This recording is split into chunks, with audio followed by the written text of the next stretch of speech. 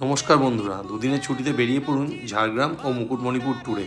প্রথমে ব্রেকফাস্ট করে নিন কোলাঘাটে, তারপর লম্বা ফাঁকা রাস্তা পেরিয়ে চলে যান ঝাড়গ্রাম রাজবাড়ি ট্যুরিস্ট কমপ্লেক্সে এবং পেয়ে যান এক্সক্লুসিভ এন্ট্রি ঝাড়গ্রাম রাজবাড়িতে।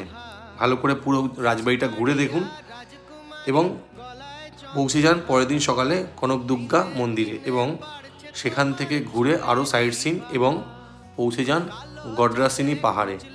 গড্রাসিনী পাহাড়ে একটু কষ্ট হবে উঠতে, ঠিক আছে। তারপরে ঘুরে চলে যান ওখান থেকে ঝিলিমিলি হয়ে সোজা মুকুটমণিপুরে।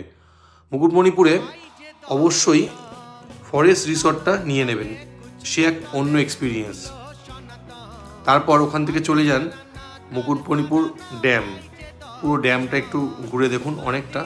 তারপরের দিন সোজা চলে যান নৌকা বিহার করে হরিণালয় হয়ে তারপর বাড়ি। ধন্যবাদ বন্ধু।